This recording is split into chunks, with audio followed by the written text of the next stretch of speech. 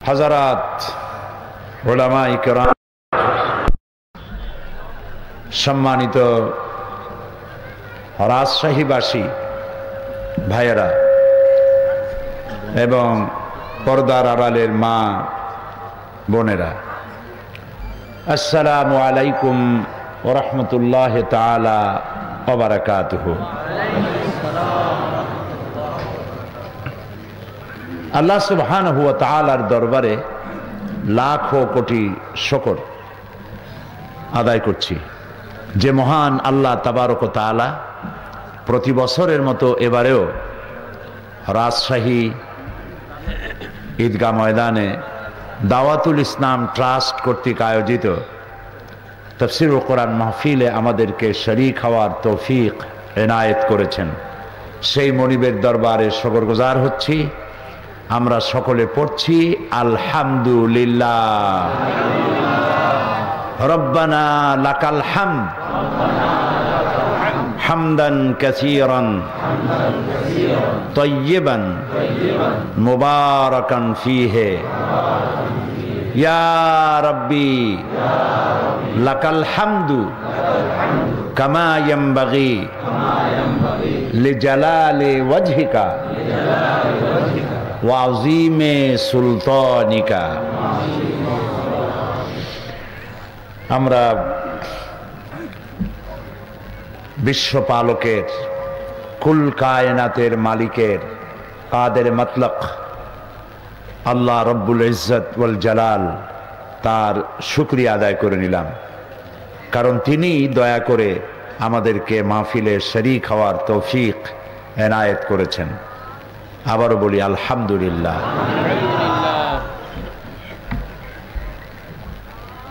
মহান আল্লাহ সুবহানাহু ওয়া তাআলা তিনি এই পৃথিবীকে সৃষ্টি করে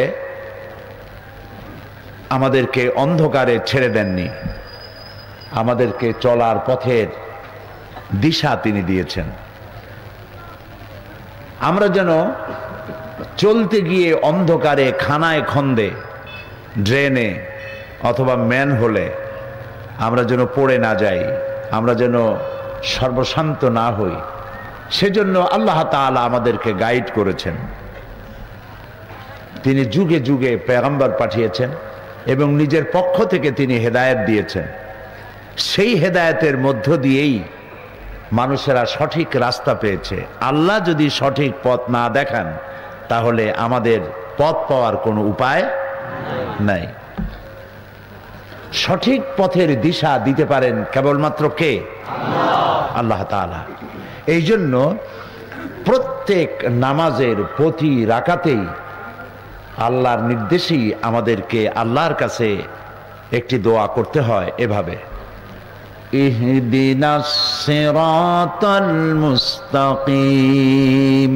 পড়েন, ইহদিনাস সিরাতাল মুস্তাকিম সিরাতাল্লাযীনা আন'আমতা আলাইহিম গায়রিল মাগদুবি আলাইহিম ওয়ালাদ-দাল্লিন।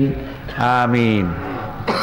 হে আল্লাহ, তুমি আমাদেরকে সহজ সরল সঠিক পথের দিশা দাও, আমাদেরকে হেদায়েত দাও। আল্লাহ যাকে হেদায়েত করেন তিনি হেদায়েত পান, যাকে আল্লাহ হেদায়েত করেন না তাকে কেউ হেদায়েত দিতে পারে না। সঠিক পথটা কি? আমাদের বাড়ি ছিল রাজশাহী বা চাঁপাইনবাবগঞ্জ, নাকি? কোথায় ছিল বাড়ি? এই পৃথিবীতে আসার আগে বাড়ি ছিল কই? আমাদের বাড়ি ছিল জান্নাতে। অর্থাৎ আমাদের বাড়ি মানে আমাদের পিতা, আদি পুরুষ, প্রথম মানুষ, প্রথম নবী। এবং এ কারণে আমরা গর্ব করি আলহামদুলিল্লাহ, প্রথম যিনি মানুষ তিনিই প্রথম নবী। আর যারা বলে যে মানুষ আসলে মানুষ না, বান্দর, আছে না একরকম লোকেরা, খুব বেশি শিখছে তো, শেখার চোটে বেশি শিখা ফেলাইছে, খুব বেশি বোঝে, এত বেশি বোঝে যে ওনাদের নানা যদি শিম্পাজি হয়, দাদা যদি ওরাং ওটাং হয়, আর বান্দরেরা যদি মামু হয়, খুব মজা লাগে। এতে কি কোনো আনন্দ আছে এই কথা বলে যে আমার পূর্বপুরুষ বান্দর ছিল? এতে কোনো আনন্দ আছে? এতে আনন্দ ওই সমস্ত লোকদের যারা ইট, ড্রিঙ্ক অ্যান্ড বি মেরি, খাও, পান করো, ফুর্তি করো, ডু ফুর্তি, নো চিন্তা, পরকাল বলে কিছু নেই। এই বেলা ভাই মদ খেয়ে নাও, কাল নিশীতের ভরসা কই, চাঁদনি জাগিবে যুগ যুগ ধরি, আমরা তো আর রবনা সই। তো যারা এই পৃথিবীতে লাল পানি খাওয়ার অভ্যাস এবং বিভিন্ন ফুলের স্বাদ, নিত্য নতুন স্বাদ গ্রহণে যারা অভ্যস্ত, তারা তাদের মামু, দাদা, নানা যদি ওরাং ওটাং, শিম্পাজি, বান্দরেরা হয়, ওদেরই আনন্দ হয়। কিন্তু এতে আমাদের কোনো আনন্দ নাই। আমাদের আনন্দ এবং গৌরবের বিষয় এই যে আমাদের প্রথম পুরুষ, প্রথম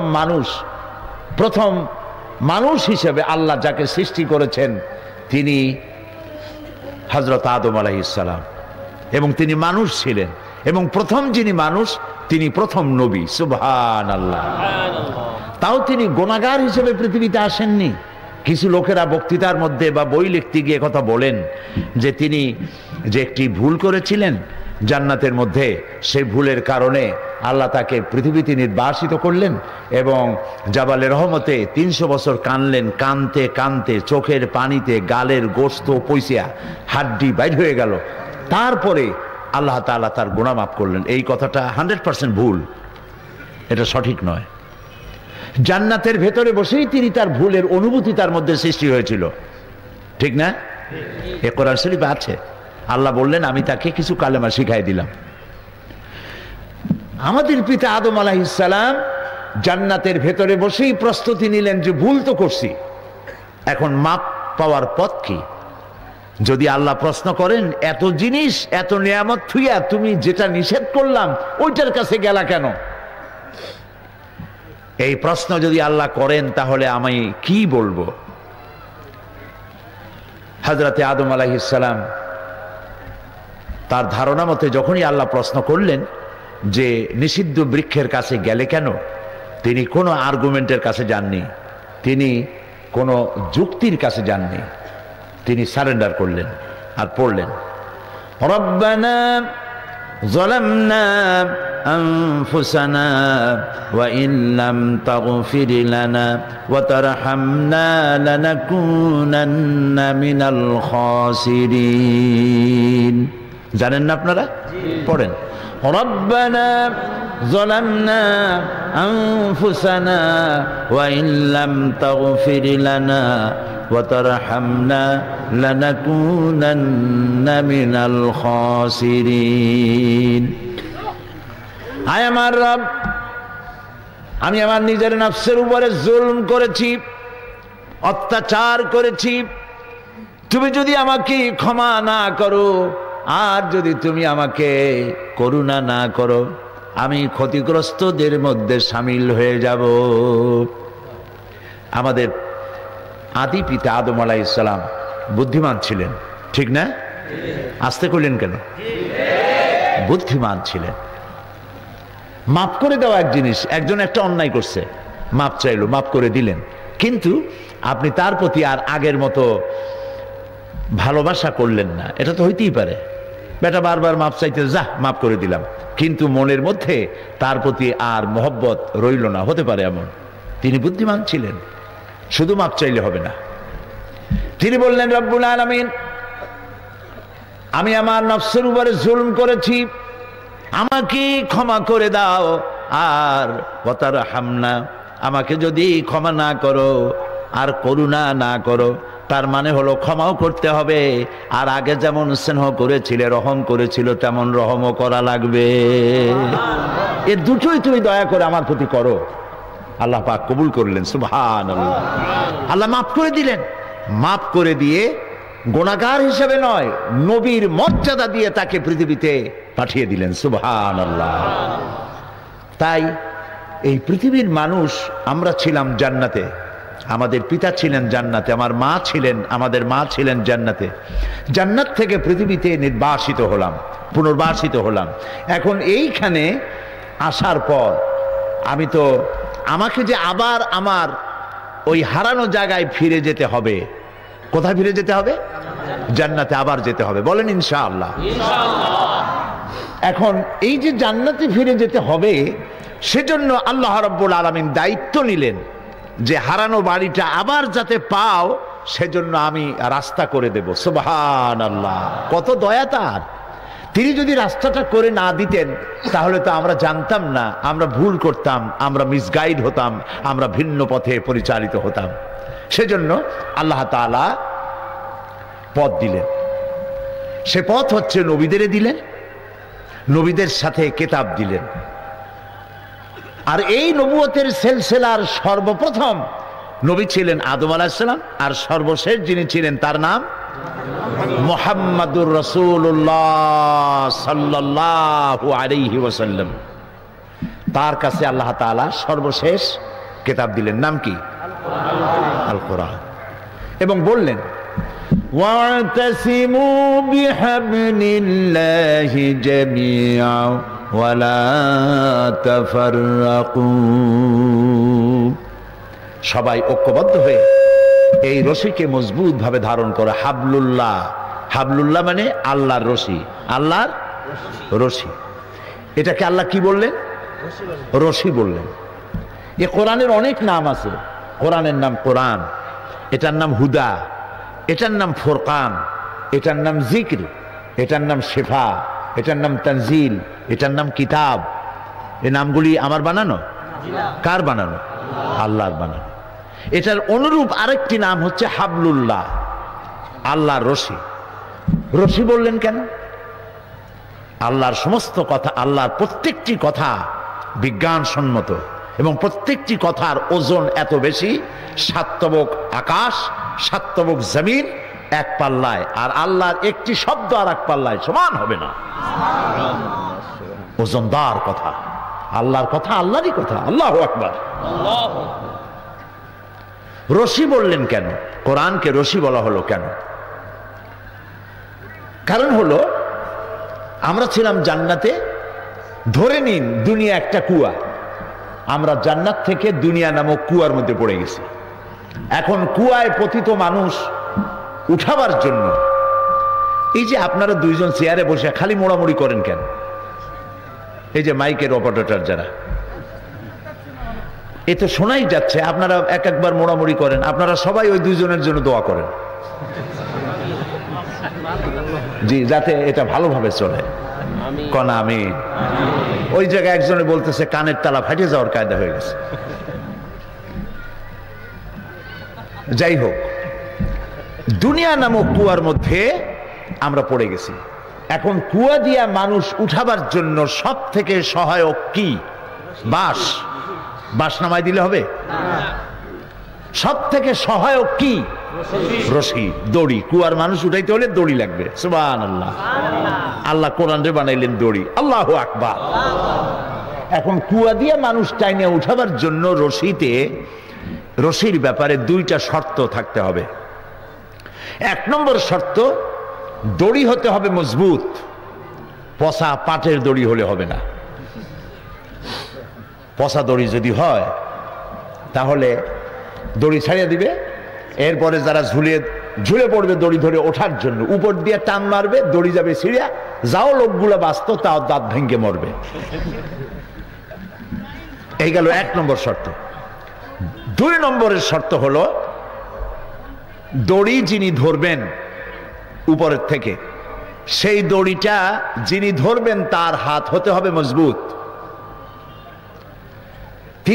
তার হাত যদি মজবুত না হয়ে শিথিল হয়, তাহলে নিচের লোকেরা যখন ঝুলে পড়বে, আর হাত থেকে যদি উনি ওজন রাখতে পারলেন না, হাতের থেকে ফসকে গেল, তাহলে মানুষগুলি শেষ হয়ে যাবে। ঠিক না? তাহলে দুইটা শর্ত। এক নম্বর হচ্ছে দড়ি হতে হবে মজবুত, আর যিনি ধরবেন তার হাত হতে হবে মজবুত। আল্লাহর এই দড়ি পচা পাটের দড়ি, সব থেকে শক্তিশালী মজবুত, সুবহানাল্লাহ বিহামদিহি, সব থেকে মজবুত। আর আল্লাহর হাত এর থেকে শক্ত হাত পৃথিবীতে কারো আছে? আকাশে কারো আছে? তাহলে এই কুয়ায় পতিত মানুষগুলিকে তুলে নেওয়ার জন্য কোরআন নামক দড়ি আল্লাহ ছেড়ে দিলেন। ধরো, পৃথিবীর সব মানুষ মজবুত হয়ে ধরো এটাকে। ওয়ালা তাফাররাকু, ধরার ব্যাপারে বিচ্ছিন্ন হয়েও না। ওয়াতাসিমু, ঐক্যবদ্ধভাবে ধরো, আস্তাতা নয়, বিচ্ছিন্ন ভাবে নয়। ওয়াতাসিমু বিহাবলিল্লাহি জামিয়া, ঐক্যবদ্ধভাবে ধরো এটাকে, মজবুত ভাবে ধরো। তাহলে এই দড়ির অপার প্রান্ত যার হাতে ধরা, তিনি দড়ি ধরে তোমাদেরকে হারানো বাড়িতে আবার পৌঁছে দেবেন। এ হচ্ছে সেই কিতাব। এই কিতাবের সাথে আমাদের সম্পর্ক কি? আজ ১৫০০ বছর কোরআন নাজিলের, ১৫০০ বছর পর এই কোরআনের সাথে আমাদের সম্পর্ক মজবুত না শিথিল? না, শিথিল।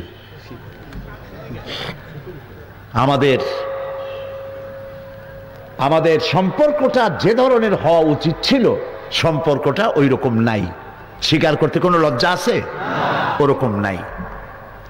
কোরআনের সাথে সম্পর্ক রোজার মাসে যে সম্পর্ক গড়ে ওঠে, বাকি 11 মাসে সেই সম্পর্ক থাকে।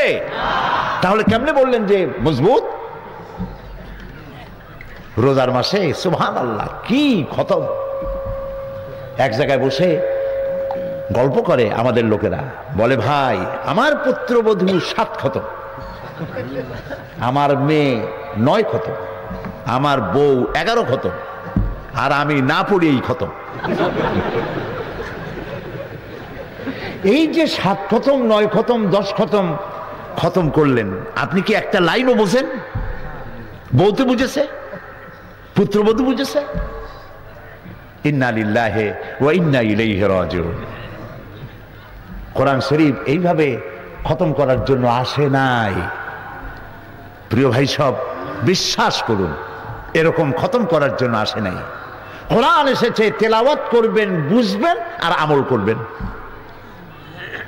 কোন সাহাবী সূরা বাকারার মতো একটি লম্বা সূরা তেলাওয়াত করতে সময় লেগেছে 3 বছর, কারো 5 বছর। আমরা তো একই মাসে খতম করি 5 বার 7 বার। 3 বছর 5 বছর লাগলো কেন? এক একটি আয়াত তারা তেলাওয়াত করেছেন, বুঝেছেন, বাস্তব জীবনে আমল করেছেন। ব্যক্তিতে, পরিবারে, দোকানে, হাটে বাজারে যে আয়াত যেখানে সেখানে জীবনের উপরে আমল করেছেন। তারপরে আরেকটা পড়েছেন, সেটা বুঝেছেন, আমল করেছেন, আবার আরেকটা তেলাওয়াত করেছেন, বুঝেছেন, আমল করেছেন। এইভাবে গোটা কোরআন শরীফ বুঝে আমল করে তারা যখন রাস্তা দিয়ে যেতেন, সাহাবীরা, নবীর সাহাবীরা যখন রাস্তা দিয়ে হাঁটতেন, মানুষেরা বুঝতে পারত জীবন্ত কোরআন যেন হেঁটে যেতেছে, কোরআন হাঁটতেছে। সুবহানাল্লাহ। রাসূলুল্লাহর জীবনটা কি ছিল? হযরত আয়েশা সিদ্দিকা রাদিয়াল্লাহু তাআলা আনহাকে যে প্রশ্ন করা হয়েছিল, সকলের অধিকাংশ লোকেরাই সেটা জানেন। হযরত আয়েশাকে প্রশ্ন করার পর, তার চরিত্র সম্পর্কে জানার জন্য প্রশ্ন করার পর, আমাদের মা হযরত আয়েশা জবাবে বলেছিলেন, রাসূলের চরিত্র জানার জন্য আমার কাছে প্রশ্ন করার কোনো প্রয়োজন নাই। যদি তোমরা কোরআন বুঝে থাকো, কোরআন যদি পড়ে থাকো আর বুঝে থাকো, নবীর চরিত্র আমার কাছে জিজ্ঞাসা করার দরকার নাই। কোরআনে যা পড়েছো তার বাস্তব নমুনা যদি দেখতে চাও, আল্লাহর নবীর দিকে তাকায়া দেখো। যেটা কোরআন সেটাই নবীর চরিত্র। সুবহানাল্লাহ। যেটা কোরআন সেইটাই নবীর চরিত্র।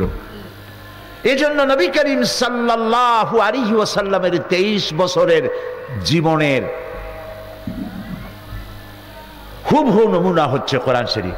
আর কোরআন শরীফের ব্যাখ্যা, তরজমা, তাফসীর, 30 পারা কোরআনের ব্যাখ্যা, তাফসীর, নবী করিম সাল্লাল্লাহু আলাইহি ওয়াসাল্লামের 23 বছরের জীবন। সারা পৃথিবীতে যত তাফসীর রচিত হয়েছে, সমস্ত তাফসীর যা নবী করিম সাল্লাল্লাহু আলাইহি ওয়াসাল্লামের 23 বছরের জীবন সেটাই। সুবহানাল্লাহ। কোরআন শুধু মুখস্থ করার জন্যে, শুধু তেলাওয়াতের জন্য নাজিল হয় নাই। কোরআন এসেছিল একটি বিপ্লব সাধন করার জন্য। আপনি কি ভাবতে পারেন একখানা কিতাব একটি বিপ্লব করেছে? সুবহানাল্লাহ। বিপ্লব তো এমনি এমনি হয় না। বিপ্লব তো বোঝেন, রিভলিউশন, বিপ্লব, ইনকিলাব। এক একটা বিপ্লবে লক্ষ লক্ষ মানুষের রক্ত প্রবাহিত হয়, জীবন দিতে হয়। সমাজতন্ত্র, কমিউনিজম প্রতিষ্ঠিত করতে গিয়ে এখনো রাশিয়ার বুকে গণকবর আবিষ্কার হচ্ছে, হাজার হাজার মানুষের কঙ্কাল আবিষ্কৃত হচ্ছে। লক্ষ লক্ষ মানুষের জীবনের উপরে প্রতিষ্ঠিত হয়েছিল পৃথিবীর একটি ঘৃণ্যতম মতবাদ, সমাজতন্ত্র বা কমিউনিজম। ইসলামের বিপ্লবের জন্য এত রক্তের প্রয়োজন হয়নি। মাত্র কয়েক শত লোকের জীবনের বিনিময় একখানা কিতাবের বরকতে একটি নীরব বিপ্লব সাধিত হলো বিশ্বের বুকে। সেই কিতাবখানার নাম কোরআন শরীফ। সুবহানাল্লাহ কইতে ইচ্ছে করে না? একটা কিতাবে একটা বিপ্লব করেছে। আল্লাহু আকবার। একখানা কিতাব একটা বিপ্লব করলো। কি বিপ্লব করছে? মরা মানুষগুলোরে জেতা বানাই দিছে। মরা মানুষগুলো কি হয়েছে? জীবিত হয়ে গিয়েছে। নবী করিম সাল্লাল্লাহু আলাইহি ওয়াসাল্লাম যখন পৃথিবীতে এসেছিলেন, মানুষগুলো তখন আপনারা বলবেন জীবিত তো ছিলই। আবু জাহাল, আবু লাহাব, উতবা, সাইবা, মুগিরার গোষ্ঠীরা, এরা কি মৃত্যু ছিল না জীবিত ছিল?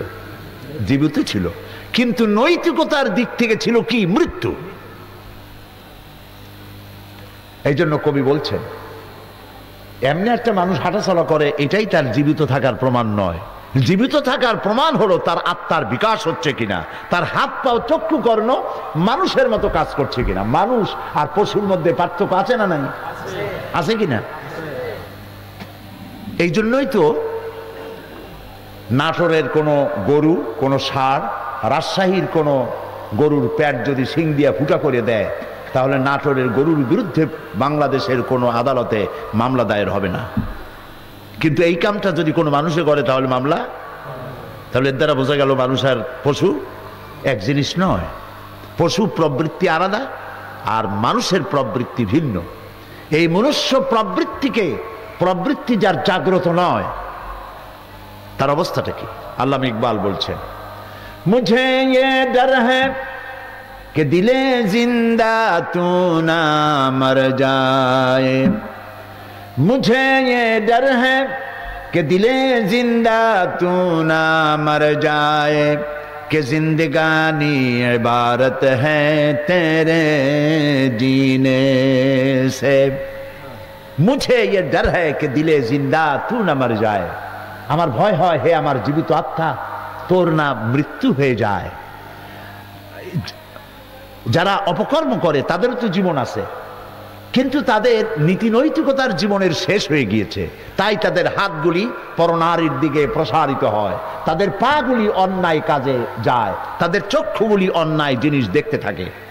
কথা বুঝে আসছে? সুতরাং আত্মার দিক থেকে এই লোকগুলি মরে গিয়েছিল। এই মৃত্যু প্রায় ধ্বংসের প্রান্তে দাঁড়ানো। গোটা বিশ্ব ধ্বংসের প্রান্ত সীমায় শূন্য গর্ভের উপরে দাঁড়িয়ে আছে। যে কোনো সময় ধস হবে এবং শেষ হয়ে যাবে। রহমত ছাড়া, আল্লাহর করুণা ছাড়া দুনিয়াকে আর বাঁচানো যাবে না। পৃথিবীর এমন একটি অবস্থা যখন, ঠিক সেই সময় আল্লাহ তার রহমত পাঠিয়ে দিলেন। সেই রহমতটা কি ছিল?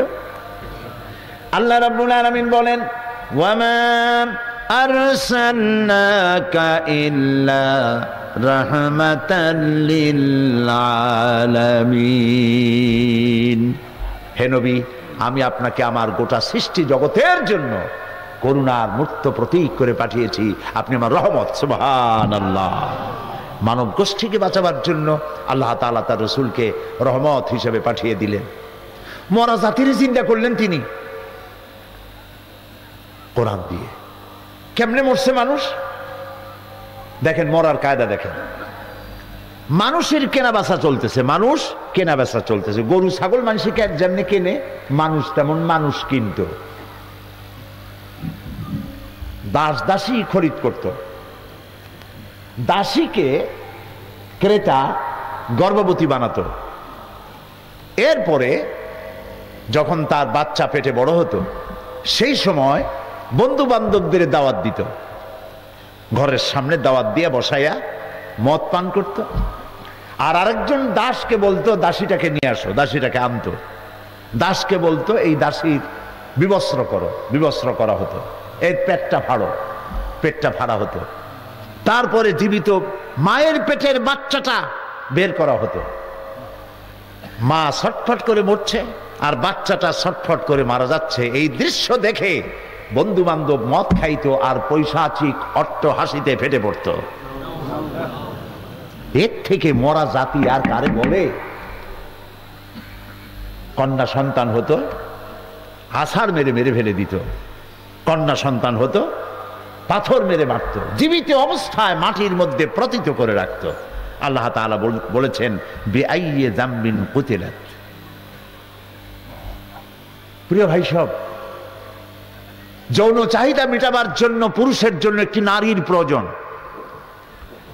নবী আসার আগে তাদের অবস্থা এমন ছিল, নারী একটা দরকার, সেই মেয়ে লোকটা কার বউ, কার মা, কার বোন, কার স্ত্রী তা দেখার কোনো জরুরত বোধ করতো না তারা।